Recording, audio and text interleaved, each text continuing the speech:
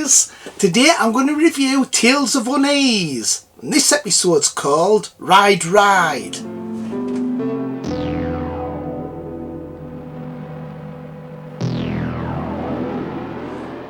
Tales of Unease was a British supernatural anthology series from 1970. It only ran for one season, lasting 7 episodes.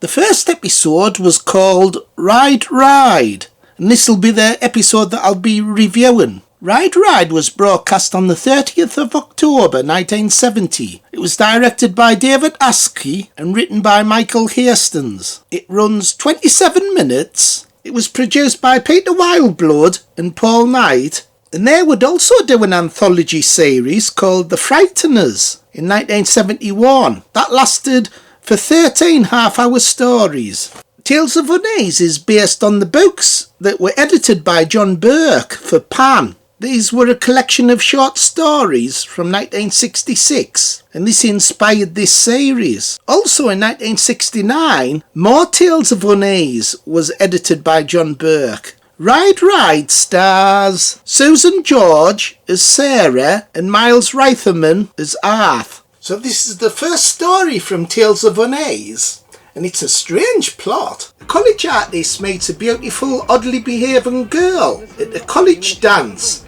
who insists he gives her a ride home. But while he's riding with her on the back of his bike, she vanishes. So the girl's played by Susan George, and she's been in some great films. Straw Dogs from 1971, Fright from 1971, and loads of others. And she was only 20 when she made this, so this was one of her first roles. And she said in an interview for TV Times in 1970 that she was drenched to the skin filming this, because they filmed it on a night and it was stormy. So that they kept stopping the scenes to wring her hair out because it was drenched. Hey, Phil, I'd like to make Susan George wet. Bones, man, stop talking dirty. So Tales of Unease, there's the DVD. It's got a great leaflet in the DVD box as well that tells you all about it, nice and thick. So I thought I'd do a few horror TV shows, anthologies, because there's loads of them. So Tales of Unease, it's short, it's only 27 minutes. It reminds us of a TV show called Tales of the Unexpected. So this review will have spoilers. There's actually 2 mysteries in this episode. The first one is he finds out that Susan George, she's actually a ghost. She died a few weeks ago because he goes to see her father. It's one of the best scenes of the episode, actually, where he's talking to her father at the place that she wanted dropping off, and he tells her that she died. And it was actually a chilling scene, that. That was the best scene of the episode. I didn't expect it to be a ghost. I'm sorry, Sarah Stone, does she live here? She did. Oh, she doesn't anymore? No. Oh. Do you know where I can find her? Sarah Stone was my daughter. Who are you? She was. She died 3 weeks ago. She died in an accident.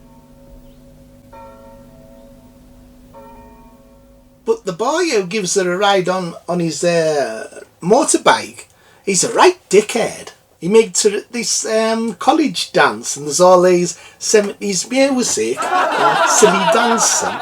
And he sees her and she's acting really strange. And at first he won't give her a ride back home for some reason. Please.